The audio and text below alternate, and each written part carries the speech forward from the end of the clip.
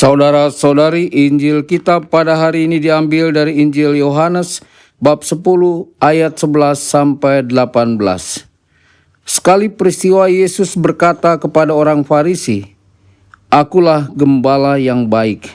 Gembala yang baik memberikan nyawanya bagi domba-dombanya. Sedangkan seorang upahan yang bukan gembala dan yang bukan pemilik domba-domba itu sendiri, ketika melihat serigala datang, meninggalkan domba-domba itu lalu lari, sehingga serigala itu menerkam dan mencerai-beraikan domba-domba itu.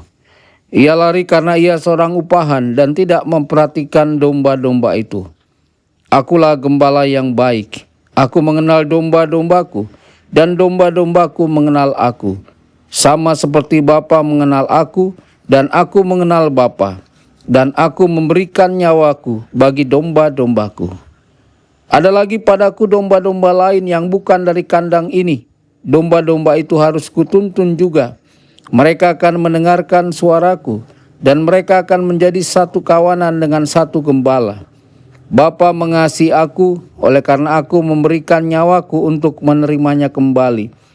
Tidak seorang pun mengambilnya daripadaku, melainkan aku memberikannya menurut kehendakku sendiri. Aku berkuasa memberikannya dan berkuasa mengambilnya kembali. Inilah tugas yang kuterima dari Bapa-Ku." Demikianlah sabda Tuhan. Terpujilah Kristus.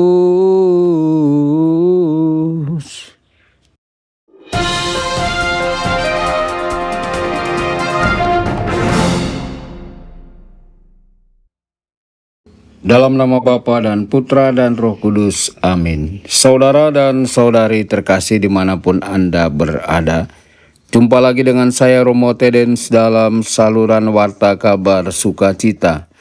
Semoga Anda semua dimanapun berada senantiasa dalam keadaan sehat dan bahagia. Saudara-saudari, kita semua ingin hidup bahagia. Kita bekerja keras, berusaha, bahkan berkorban demi kebahagiaan itu. Namun seringkali tanpa sadar kita mencari kebahagiaan di tempat yang salah. Kita mengira kebahagiaan ada pada uang, jabatan, kenyamanan, atau pengakuan orang lain. Tetapi setelah semua itu didapat, hati kita tetap terasa kosong. Saudara-saudari, hari ini Yesus memberi kita jawaban yang sangat sederhana namun mendalam. Akulah pintu. Artinya kebahagiaan sejati bukan soal memiliki sesuatu, tetapi soal masuk ke dalam relasi dengan Yesus. Dialah pintu menuju hidup yang sesungguhnya. Namun masalahnya seringkali kita menjadikan Yesus hanya tambahan dalam hidup, bukan pusat.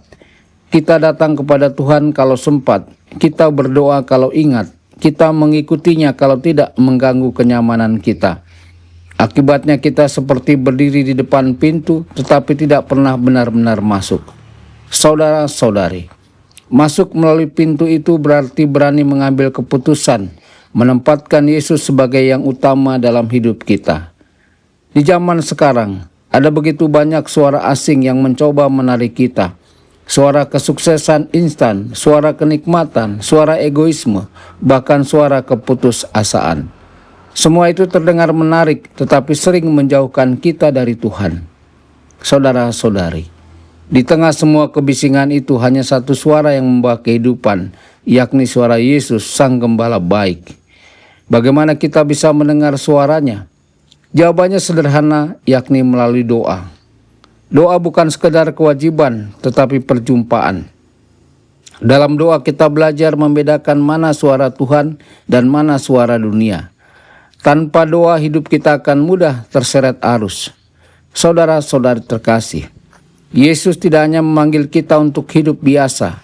Ia berkata, "Aku datang supaya mereka mempunyai hidup dalam kelimpahan." Hidup berkelimpahan itu bukan berarti hidup tanpa masalah, tetapi hidup yang penuh makna, damai, dan kasih. Hidup di mana kita merasakan bahwa Tuhan sungguh hadir dalam hati kita.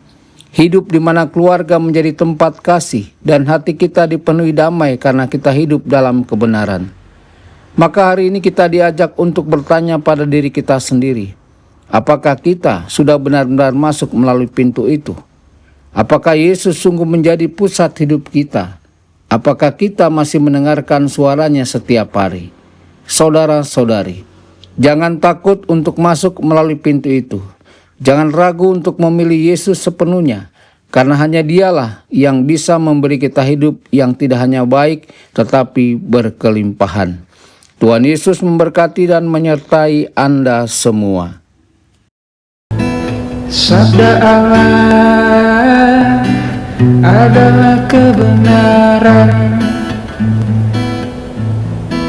Sabda Allah adalah kehidupan. Mari kita mencintainya, mari kita menghayatinya. Ya Tuhan yang ku muliakan,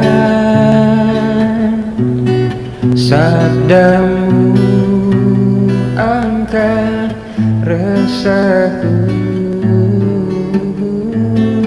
Mari kita menghayati